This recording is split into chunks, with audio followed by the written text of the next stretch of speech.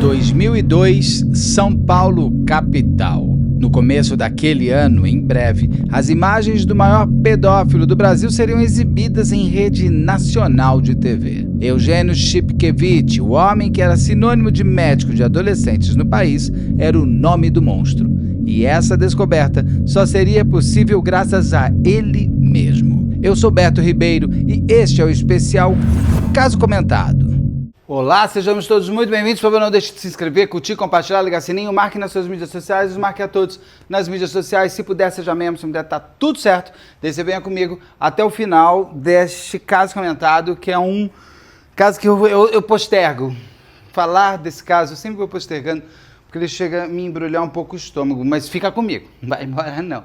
É um caso que é importante a gente falar, onde, mais uma vez, a pessoa se torna o que se torna apenas para exercer o seu mal.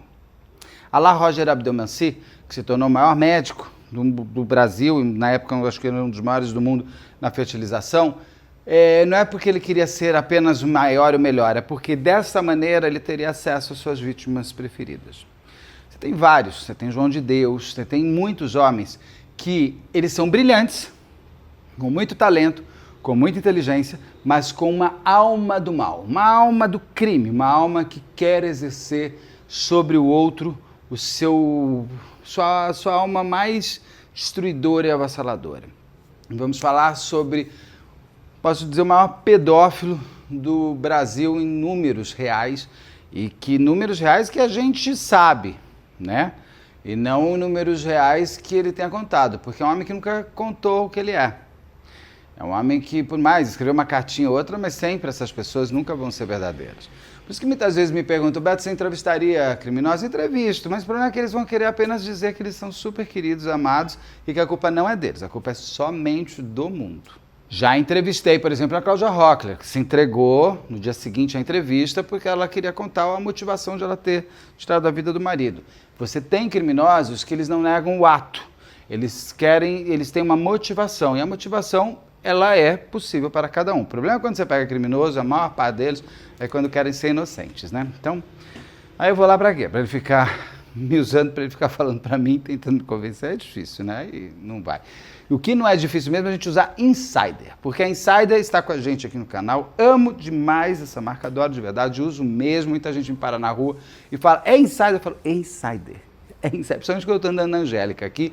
E hoje eu pus até de manga comprida, porque ela tem uma coisa interessante que eu consigo sair, eu me sinto bem protegido até para não me queimar o braço e tudo mais. Ela tem esse fator bom do tecido ser muito leve, ajudar a transpiração, desamassar no corpo, eu acho fantástico, porque eu detesto ficar com cara de roupa amassada. Ela tem essa coisa do look ser legal para você poder ir para lá, vir para cá, ela é muito ágil. Tem umas polos que eu amo. As camisas são incríveis, a calça da Future Form deles, que repele água, é maravilhoso. A camisa também é Future Form. Eles têm uma tecnologia que ajuda muito a gente no dia a dia a ter menos essa obra que vai bater agora, né? Tirando essa obra, ela ajuda muito. E hoje, agora, em março de 2025, no mês do consumidor, você usando o cupom BETO, você tem 15% de desconto. Fica de olho, porque a Insider tem muitas ofertas, muitos kits muito legais, que você somando ali vai bater uns 35% total de descontão bom, e a gente gosta de coisa boa com bom preço. Porque bom preço e coisa boa é ótimo, mas coisa com conforto, coisa que tem essa inteligência, essa tecnologia, melhor ainda. Então, usando o cupom BETO, você vai ficar ainda melhor, mais versátil ainda no seu guarda-roupa. Tem um monte de coisa, tem underwear, tem tudo. Vai lá agora e já faz seu guarda-roupa, que ele merece muito, tem cores lindas. Eu quero ainda mais cor, eu peço para o Insider um monte de cor. O que a gente não quer mesmo é pedófilo perto da gente, né? Porque todos nós um dia fomos crianças. E eu sempre pergunto, né? Eu sempre falo isso muito com o Carlos de Faria, o quanto a pedofilia, você nasce pedófilo ou você pode se tornar na medida em que você um dia tenha sido abusado. Ele fala muito disso, que muitos abusadores foram abusados, eles mantêm o ciclo da violência. Mas a maior parte dos abusados não é abusador. É muito pelo contrário, ele quebra, porque ele sabe a dor que lhe dá. O Eugênio Chipkevich, que é o nosso personagem aqui no caso comentado, é um homem que nasceu em 1954.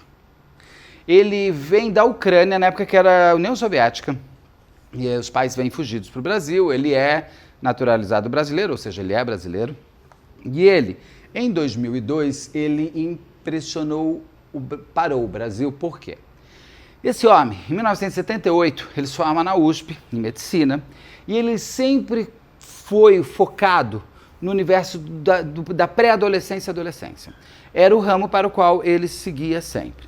Aquilo que a gente fala, né, gente? Não estou dizendo, tem que tomar cuidado com isso, né? Todo mundo. Mas onde tem pedófilo, onde tem criança, onde ele tem o seu material, sua matéria-prima de desejo. O Eugênio Chipkevich, ele era uma unanimidade na medicina, como era o Roger Abdelmancina dele. Ele tinha, diferente do Farah Jorge Farah, que não era uma unanimidade, era um médico mais mediano, bem mediano, o Eugênio Chipkevich, ele tinha muitos livros publicados. Ele foi, uma coisa interessante que eu achei, ele foi citado como um dos 2.000 cientistas mais importantes do século XX, porque ele tinha uma alta literatura produzida por ele e uma alta clínica produzida por ele para adolescentes, para doenças de adolescentes e tudo mais. Ele tinha um instituto dele, chamado Instituto Paulista da Adolescência, onde ele tinha mais de 2.000 clientes cadastrados. Ele tinha uma excelência no seu trabalho. E é essa excelência desse trabalho que proporcionou ele a exercer tudo que ele exerceu durante tanto tempo. Ele foi preso aos 47 anos, à época, em 2002. Já era um homem muito bem formado. Ele já tinha uma estrutura, uma maturidade perversa muito bem organizada. Eu sempre digo o seguinte, essa fotografia do que foi encontrado, e o que ele fez antes? Ninguém conseguiu descobrir, porque não tínhamos ainda tanta tecnologia à época como temos hoje, e ele é um homem que ele nunca falou nada. Ele é um condenado, um autor provado, até pelas próprias imagens que ele se gravou, mas que ele nunca falou. Ele nunca contou a sua própria história e ele nunca permitiu que os outros descobrissem, até vítimas descobrissem que ele era o monstro delas.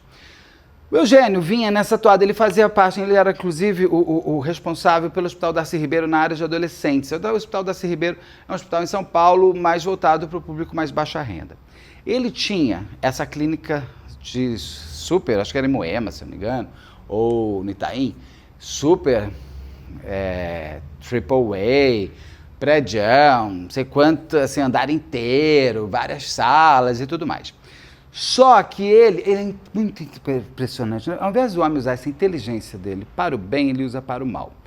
Ele tinha esses dois tipos de clientes. Os clientes que ele encontrava no Hospital Darcy Ribeiro, que eram crianças com nível socioeconômico menor, e ele tinha, nesse instituto que ele mantinha ali no prédio luxuoso, ele tinha as pessoas de mais alta renda. Nos de alta renda ele não mexeu, ele não tem, pelo menos nessas fitas encontradas, ele não mexeu em ninguém. Mas ele vai se organizar pegando a sua presa mais importante, o seu desejo mais forte, usando o poder econômico das suas vítimas para fazer delas as suas vítimas. Contada essa partezinha aqui, que eu vou retomar, eu quero cortar isso daqui e voltar para quando o crime começa. Até então, ninguém sabíamos de Eugênio Chipkevich nenhum. Em 2002, no começo de 2002, lá para fevereiro, março de 2002, tem um homem da Telesp, ali. Telesp, eu até usei a camiseta Telesp durante o carnaval. Para quem não sabe, era as teles de São Paulo, era a tele de São Paulo. Você tinha até ali, quando começa a privatização e tudo mais, você tinha umas teles estaduais. Você tinha Telerge, Telemig, TLC, Arás, aquelas coisas. E a São Paulo era a Telesp. Já tinha até sido privatizada, mas ela ainda usava Telesp celular, porque estava vindo ainda umas empresas de Portugal, sei lá, ainda era Telesp. Mas tinha um homem, um poste ali, mexendo nos fios ali. Me falaram que era Telesp, tá? Eu entrevistei, nesse caso aqui, eu entrevistei o delegado, eu entrevistei o perito, entrevistei o Guido Palomba, nesse caso, por umas outras coisas que eu já fiz. Então eu conheci bem, eu vi todas as fitas, porque eu tive que editar e eu tinha que achar imagens que eram possíveis de colocar num programa. Eu tive que assistir essas fitas, foi horrível, mas foi horrível. Mas, nesse homem que está nesse poste ali mexendo, ele olha e vê um homem chegando, um carro parando, numa região distante de São Paulo, bem periférica. Esse carro para, desce do carro com uma caixa, joga uma caixa numa caçamba de obra, de lixo ali, aquelas caçambas de obra, joga essa caixa, quando ele joga, bate e abre, e esse homem, que está lá no poste, lá em cima, vê que são umas mini VHS que estavam na moda, na época eram fitas caras. Detalhe, esse homem que está no poste acabou de comprar uma câmera dessas fitas eram carinhas. E ele olha aquele monte de fita sendo jogada. Esse cara que saiu do carro joga ainda um detergente, um sabão em cima, entra no carro e vai embora. Passa um cara, logo em seguida que esse carro vai embora, passa um cara, olha também as fitas, pega 2 ou 3 fitas e vai embora. Esse homem desce do poste, vai até essa caçamba, pega essa caixa onde existiam 32 fitas, ou seja, tinham ainda mais 2, 3 que nunca apareceram, a gente nunca soube o que tinha dentro delas, mas você tinha 32 fitas de mini VHS. Esse cara fica feliz, porque ele tinha acabado de comprar uma câmera e ele não tinha fita, agora ele tem 32 fitas. Esse homem pega essa caixa, põe dentro do carro e leva embora. Vai para casa dele. Sei lá como que ele vai para casa dele. Quando ele chega e fala, olha família, que coisa boa, tô aqui, ganhei um monte de fita. Vou filmar o bolo de vovó, vou fazer o aniversário de tia, vou fazer o Natal. Ele põe na câmera e fala, vamos só ver o que tem, com a família toda assistindo. E ele dá play. Ni que ele dá play, as pessoas começam a desmaiar, a sair para vomitar. Senhoras gritam pela janela, ele fica tão parado que ele não consegue dar pause nem stop, porque na hora que ele dá o play, o Eugênio Shipkevich aparece fazendo sexo com uma criança adormecida, parece a história da Gisele Pelicot, uma criança adormecida numa maca, e esse homem se olha, assim, gente, eu vi as imagens, é assim, ele tem um prazer, ele se vê, ele se olha, ele faz o enquadramento, que é aquelas câmeras que dava para você virar, como a gente faz hoje selfie, sei lá, é aquelas câmeras que dava para você virar o visor, então ele se vê, então ele se arruma, ele se olha, ele faz a cena sexual dele se olhando. E a criança ali, e a criança claramente desacordada, mas respondendo a ações que ele pedia. Ela estava dormindo, mas acordada. E essa é a cena que esse homem vê. Esse homem ficou horrorizado. As pessoas nunca mais apareceram na casa dele, deve ter aquela casa vazia. Ele pega pedaços de imagens, faz uma outra fita e começa a levar nas TVs. Ele vai primeiro na Globo, só que ele estava, pelo que me foi dito, esse homem estava querendo vender essas imagens. Isso não pode. Um crime você não vende, você não negocia imagens de crime. Toda razão, a Globo não aceitou esse papinho de dinheiro. Ele vai numa TV, vai em outra, até que caiu na mão do SBT esse material. E parece também na mão da Globo, estava nas duas. Pelo que me foi dito, me contado na época, a Globo começou a fazer umas chamadas para uma matéria especial para o Fantástico, que era domingo. O Ratinho se antecipa e coloca no dia 20 de março de 2002, que eu acho que é uma sexta-feira, essas imagens falando um pedófilo, fazendo uma denúncia e buscando, se você souber quem é, busque a polícia. Por coincidência, é o acaso. Gente, esse crime tem uma coisa chamada acaso, importantíssimo. O primeiro acaso é que o Eugênio Shipkevich não pôs fogo nas fitas, não destruiu as fitas. Ele joga numa caçamba, põe detergente e vai embora. Ou é muito arrogante ou é muito burro, ou é um pedido de socorro. Por quê? Ele acha que ninguém... Aquele cara que pegou as primeiras fitas nunca apareceu. Talvez ele nem saiba que as fitas que ele pegou, ele pode ter gravado em cima e nunca viu. Agora, esse outro senhor lá da Telesp, ele pegou para a casa dele, levou e descobriu o que tinha. Se esse cara, olha os acasos, se o Eugênio tivesse jogado fora essas fitas, queimado qualquer coisa, a gente nunca teria descoberto nada. Se esse cara da Telesp não tivesse comprado essa câmera e não se interessasse por essa mini VHS, também não teria, porque a caixa ficaria ali. Chegaria mais entulho em cima. Olha, vai a outra casa. Esse homem tinha acabado de comprar uma câmera de mini VHS e estava tarado nas fitas. Ele pega essas fitas e ele dá play. Ele não dá play hack imediatamente. Você percebe que por pouco eu não estaria aqui falando de Eugênio Spikevich e esse homem estaria agindo até hoje. Então o Eugênio, esses são os acasos que acontecem ali. Esse homem, então, o Ratinho passa no programa dele e o outro acaso é que um vizinho do Eugênio Spikevich está assistindo ao Ratinho e reconhece aquele homem como sendo o seu vizinho no prédio. Prédio esse no Morumbi, que é praticamente em frente à delegacia, onde alguns anos antes tinha ocorrido o atirador do shopping, para onde o atirador do shopping tinha ido. É a mesma delegacia, ali na Berrini. Esse cara, então, ele consegue, ele liga para a delegacia e fala, olha, tem um cara aqui que está aparecendo no Ratinho, parece que ele é um pedófilo, ele mora no meu prédio. A polícia que atende fala assim, a delegacia fala assim, mas desce agora, ele tem uma placa de carro, alguma coisa assim, e ele fala, vou descer. Desceu e ele sabia qual era a garagem do Eugênio Spikevich, pega a placa do carro e joga para a polícia começa a buscar quem é esse cara.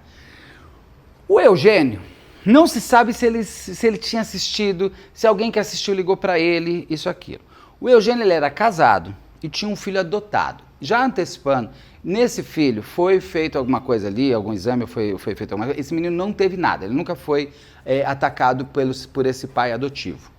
Tá? Até porque eu acho que o menino era muito menor. Ele gostava de crianças de 12 anos até 18, até 17. E ele não gostava de crianças ainda impúberes. Então, ele tinha um perfil diferente. Eu não sei se o filho dele não estava no perfil. O fato é que o filho dele não teve absolutamente nada. Coitado desse menino. Espero que tenham tirado o sobrenome desse homem. Ele nem, nunca, não. Ser filho de Eugênio Spikevich, quem quer ser, né? Não dá.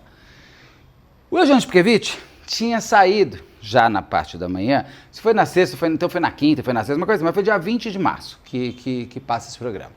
O Eugênio Spikevich tinha saído para levar o filho para a escola. Quando ele chega, a polícia já está esperando por ele. Com um detalhe, ele não fica apreensivo, ele não fica angustiado, ele não fala, não fiz nada, não sou eu. Ele se cala, ele não nega a existência do que tudo aconteceu. Ele tinha malas já na sala. Não se sabe se ele estava fazendo aquelas malas para fugir do Brasil ou se ele estava fazendo aquelas malas por fazer. Mas o fato é esse, que ele estava com malas, possivelmente para já fugir do Brasil. Ele era ucraniano, ele podia ter passaporte ucraniano, não sei se ele ainda tinha ou não, se quando ele se naturalizou, porque ele veio fugido da União Soviética, não sei se muitas pessoas que fugiram, elas abrem mão total da sua nacionalidade anterior, então não sei se ele tinha, se ele estava pensando em fugir para a Ucrânia. Ele então, eles pegam o computador do Eugênio, imagina o susto dessa mulher dele. Então eles começam uma super força-tarefa. Por quê? Qual é o crime? Cadê a materialidade do crime?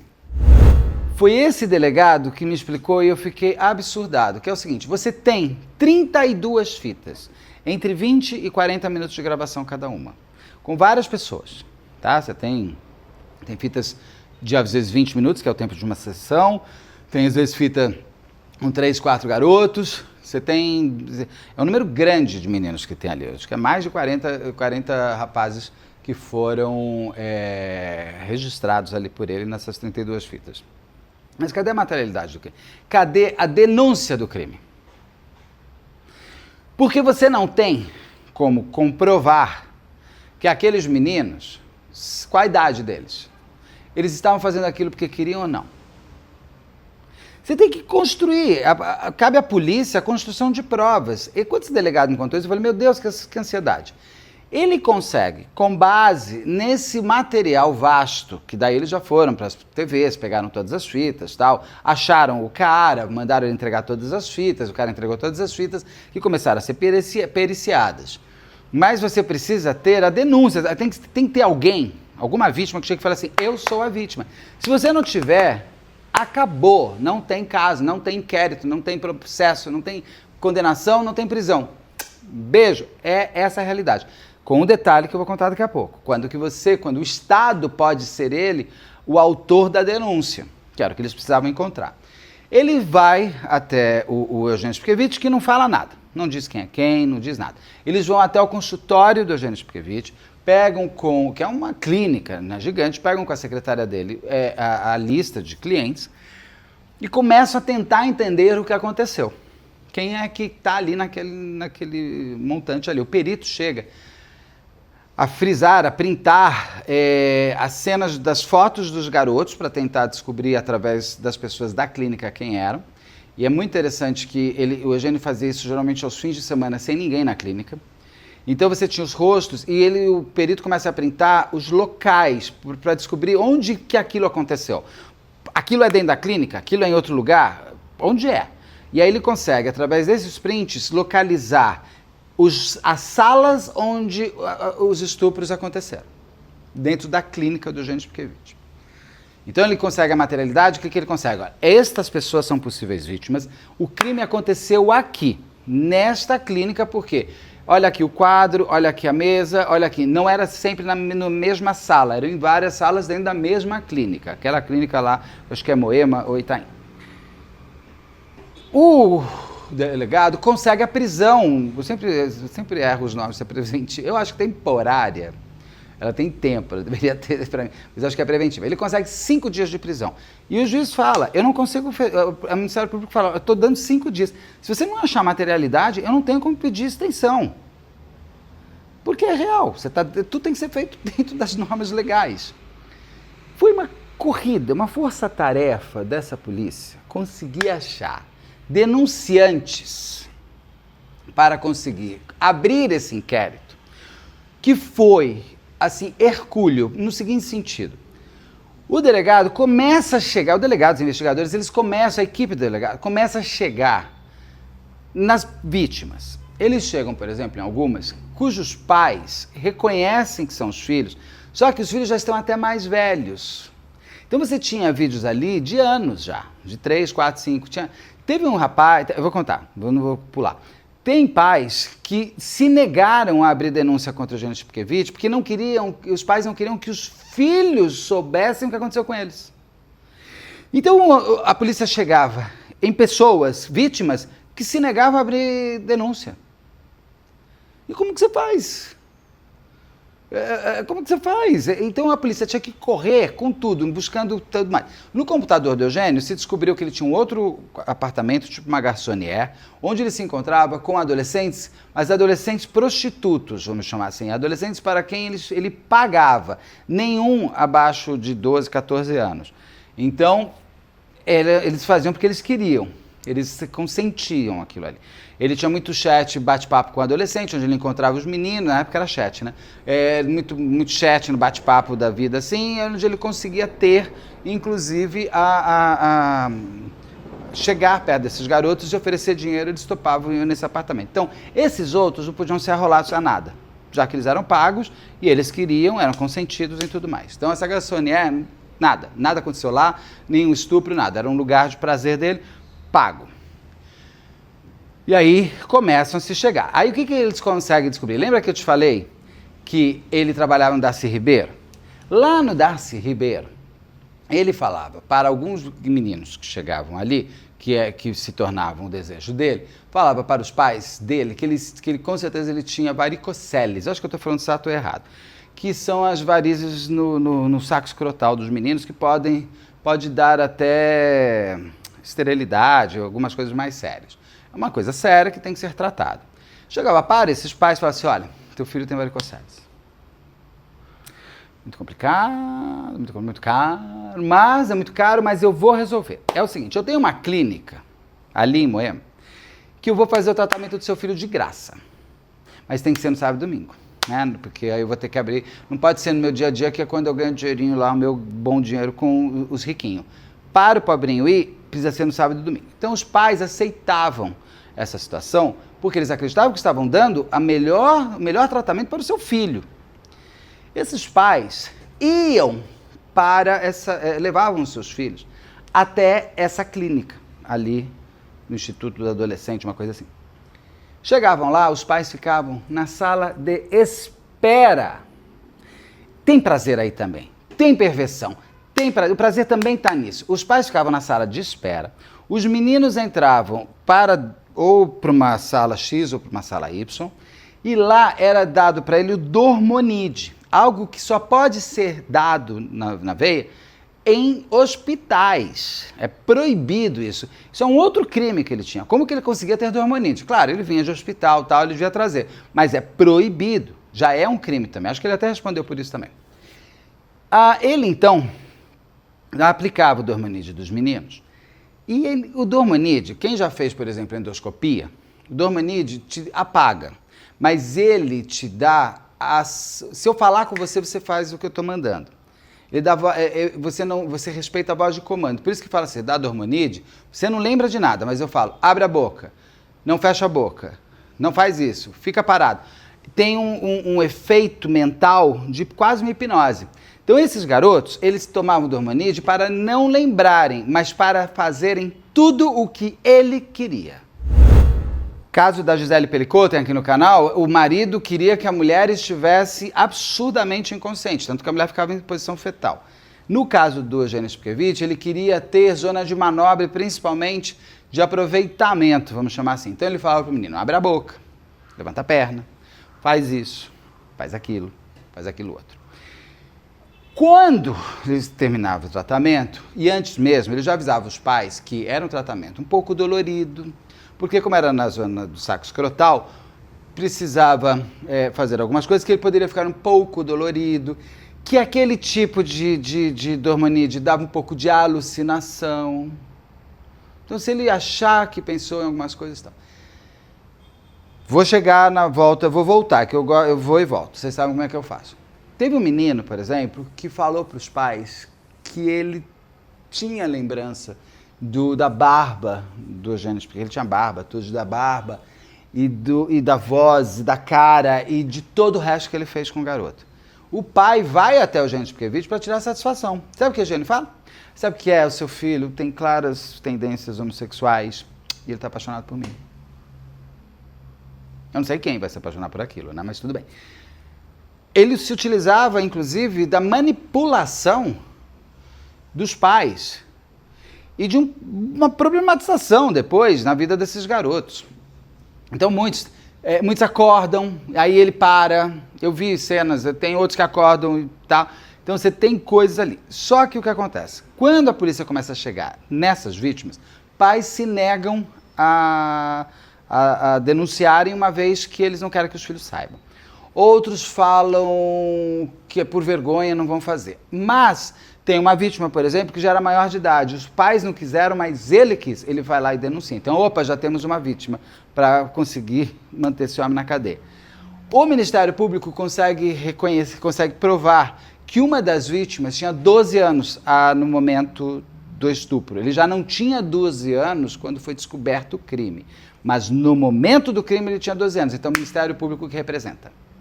Querendo ou não querendo, pai, mãe, não sei o que lá, não adianta, é o Ministério Público que representa. Então aí ele começou a ter uma quantidade melhor de vítimas para poder abrir o inquérito e nesse inquérito conseguir construir então toda o crime, a dinâmica e a cronologia daquele crime, para que daí o Ministério Público pudesse denunciar ele por estupro. Com o crime provado e construído, com esse arcabouço todo do feito ali, presidido pelo delegado do inquérito, o Eugênio, ele então vai, o primeiro advogado Eugênio não fica, ele se nega a ficar no caso, se nega, ele fala, não vou ficar, e o Eugênio nunca fala absolutamente nada, ele não confessa, não desconfessa, ele não fala, ele simplesmente se cala e calado ele ficou para todo sempre. Foram 35 fitas, acabei de olhar aqui, foram 35 fitas.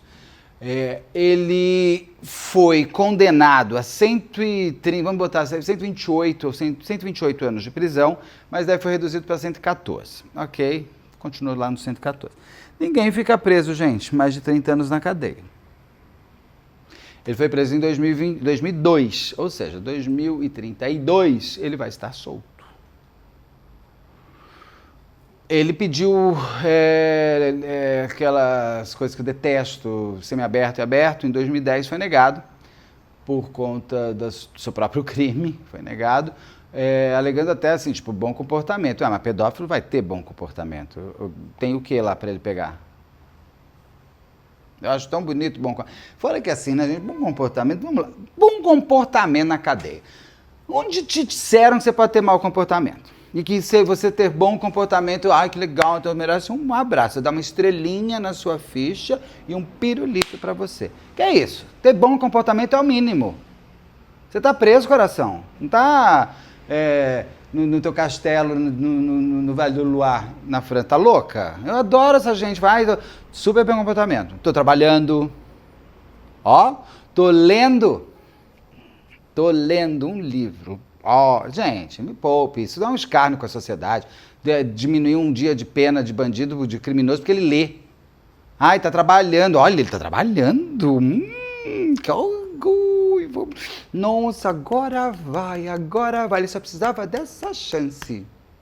Isso é um escárnio com todo mundo que trabalha, sabe? Um escárnio com todo mundo que acorda 4 horas da manhã para pegar 3, 4 condições para ir trabalhar. Isso é um escárnio com todo mundo. Eu detesto gente que vem me defender esse blá blá blázinho de que a ressocialização de pedófilo, gente. E não adianta esse papo de... Como é que é o negócio lá? Que dá um negócio ele não tem vontade. Gente, a violência sexual é pela mão, pela boca, pelo olhar, por objetos. Não adianta eu fazer, mas ele não vai mais ter ereção. Vai matar a libido. Não mata nada. A libido dele está aqui, ó. O desejo deles é mental, tá na alma deles. Não adianta esse papo de que, isso é papo para não resolver o problema. O problema de pedófilo é prisão perpétua. É manicômio judiciário que não devia ter sido fechado. Entendeu? Porque é uma parafilia, mas é uma parafilia que não passa. Não adianta, é que nem o maníaco do parque. Vai ser solto, senhores. E aí? Vai ser solto, vai fazer o quê? Vai pra tua casa, pra minha não vem. Mas não vem mesmo, pra minha casa ele não vem. Ele está preso, Eugênio Spikevich, em Sorocaba. Descobri que é um presídio, eu li um número, achei um pouco exagerado. 2.000 presos. Por que eu estou achando exagerado? Não é que eu acho exagerado ter 2.000 presos num presídio. É que é um presídio, pelo que eu também li, é um presídio feito somente para pessoas, para pedófilos, e para pessoas estupradoras. Então, você está me falando que tem 2.000 estupradores e 2.000 pedófilos lá nesse presídio de Sorocaba. Que beleza, né? Então, ele está nesse lugar, que é para protegê-lo. Tem que proteger, né? O custodiado é um dever do Estado, ele fica responsável, quem é responsável pelo custodiado é o Estado, somos nós, então tem que ficar lá, salvaguarda. Só pergunto se quando essas pessoas saem, cadê o Estado para proteger? Que nem aquele maníaco do Parque do Mato Grosso do Sul, que saiu, porque ele já tinha estuprado 9 mulheres, ganhou um semiaberto e aberto, tinha sido condenado a 35 anos, tem aqui no canal o caso, 35 anos, ganhou um aberto, virou motorista de aplicativo que falava um bando de frase cafona, querendo virar influencer, e ele estava lá estuprando mais 9 mulheres. E cadê o Estado nessa hora para proteger esse homem? Esse homem não, essas mulheres. Esse homem, Deus me livre. Então, assim, cadê o Estado que não põe esse homem dentro da cadeia? Então, ele está dentro dessa cadeia, ele deve sair em 2032. E assim a gente vai vivendo, né? 114 anos de prisão, mas fica o quê? 30. Espero que para ele a solidão, eu estou repetitivo nisso, mas eu espero que para ele a solidão seja o seu pior castigo, porque essas pessoas, elas precisam ter uma prisão social. Eu não entendo estupradores, homicidas, feminicidas, que quando saem... Então, eu não entendo gente que vai visitar na cadeia. Apesar de que nessa cadeia aqui de Sorocaba eu li uma coisa, que a maior parte das pessoas é esquecida pela família. Não tem visita nessa cadeia de Sorocaba. Então, acredito que o Eugênio Spikevich, quando sair, ele vai ser uma pessoa não muito quista pelas pessoas que eram da época dele, né? Não sei se ele tem dinheiro ainda ou não, ele era um homem com bastante poder, ele tinha uma clínica importante, vendia ali, os livros dele foram parados, lógico, de produzir, a clínica dele deve ter fechado, mas mesmo assim, tem imóveis, não tem? Ele vai ter algum poder aquisitivo? Ele tem filho, né? O filho vai querer falar com ele? Não sei. Eu acho que para essas pessoas, gente, pelo menos a solidão tem que existir. Já que não fica na cadeia, que a solidão seja a sua prisão diária. Que você não tenha ninguém com quem conversar. Ah, desculpa. Não dá. Não dá. Não dá, não quero, não dá. Eu sou mais preocupado com a vítima, gente, não adianta. Tá em mim. Tá no outro ser pedófilo, tá em mim para me preocupar mais com a vítima. Então, tá em cada um, eu vou ficar com a vítima. E tua vítima ficarei. É isso, essa é a história do Eugênio Spkevich, o maior pedófilo do Brasil, pelo menos em números gritantes e em registro, né, feito. Ele tinha no computador também coisas de pornografia infantil, essas coisas assim por diante. Não se sabe se ele divulgou, passou essas fitas para outras pessoas, se essas imagens já estavam numa deep web da vida para pedófilos, mas não sabemos o quanto que esse material, quanto mais de material ele produziu. Eram fitas com pessoas já há muitos anos. E quantas outras foram jogadas fora, quantas outras quebraram, quantas outras foram vendidas, a gente não sabe o quão real e qual a quantidade de fato de maldade que esse homem fez ao longo da vida. Uma vez que ele se forma em 1978, já olhando coisa de adolescente. Foi preso em 2002, gente. Sempre trabalhando nisso. Então, imagina. Isso aí pode passar aí, sei lá, de quantos mil vítimas dele. É isso, espero que vocês tenham curtido o caso comentado. A gente se vê daqui a pouco, porque tem vídeo todo dia, então daqui a pouquinho a gente já está junto de novo. Até já.